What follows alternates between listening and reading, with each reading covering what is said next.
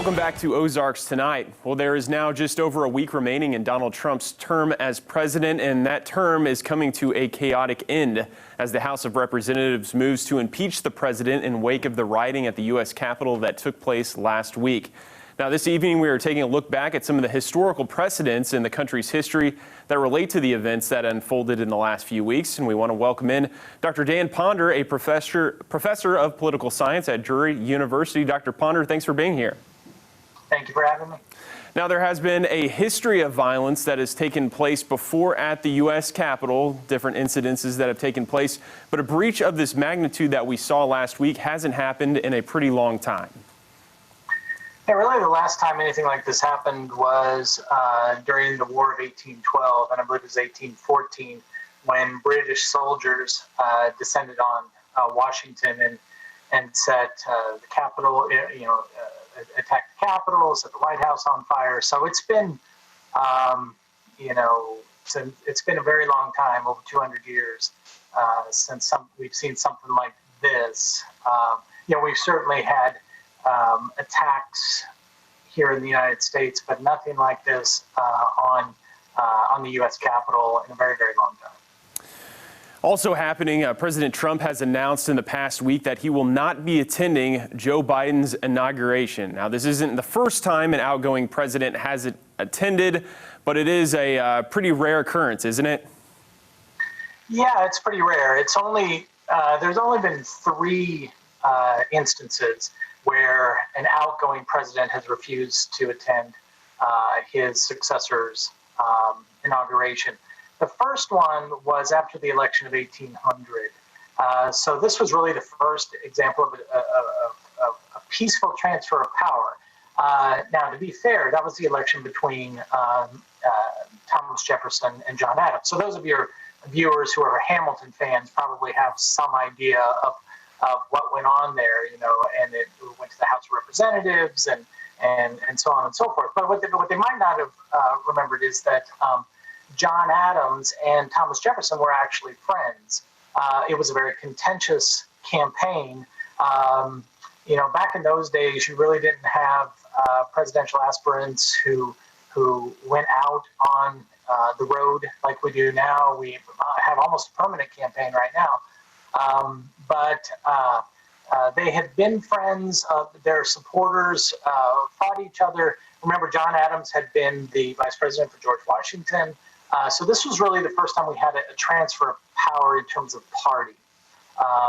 And there was a lot of bad blood, including between the old friends. And then really in kind of an interesting precedent that was probably somewhat unfortunate, though. John Adams left Washington, D.C. very, very early in the morning of March 4th. Remember, back in those days, in fact, it wasn't really up until Franklin Roosevelt that we had at January 20th. Back then it was March 4th. So there was an even longer period of time. So he left town very early. Some historians argue that he actually probably did so because of an effort to try to cool tensions, and maybe his presence there would be a very, very contentious, if not violent. The two parties basically hated each other at that time, and so that was the first. The second one was his son in 1828. Very quickly in 1824, Andrew Jackson almost certainly defeated John Quincy Adams and defeated him soundly. There was a whole big issue about that. He didn't win enough electoral votes. It went to the House of Representatives. And after a lot of going back and forth, Henry Clay actually threw his support to John Quincy Adams. And that caused a lot of consternation, a lot of anger in the election of 1824. So in 1828, Jackson won and defeated Adams pretty soundly, and Adams declined to go to that one as well. The other one we get was after the election of 1868, Andrew Johnson, who had ascended to the presidency upon the assassination of Abraham Lincoln, was a very, very contentious person. There are, one of the things that's occurred over the last 4 years is a lot of comparisons between Andrew Johnson and Donald Trump. Johnson just simply decided not to go. So really, this is going to only be the fourth time and the first time since March of 1869 that an outgoing sitting president has refused to go to the inauguration of his successor.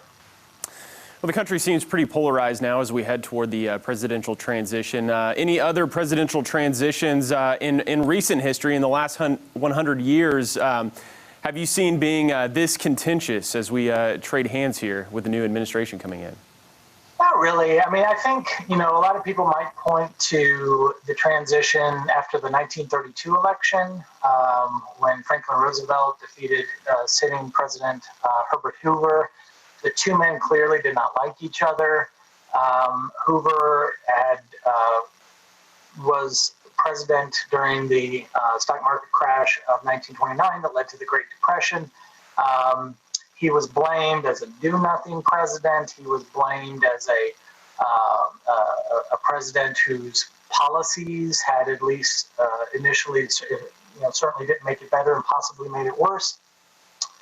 The 1932 election, Franklin Roosevelt just pretty much kind of laid low a little bit. He certainly, there was campaigning, but mostly focusing on Hoover. And there are some famous or infamous pictures of Franklin Roosevelt and Herbert Hoover riding to the Capitol on Inauguration Day. And it's very clear that the two didn't like each other. Herbert Hoover rarely looks at FDR. FDR's, waving to crowds and so on and so forth. You're right to say that we are polarized. We've really started polarizing since the 80s to some degree, and it really sort of has taken off since the 90s and into the 2000s and into the second and now the third decade of this century.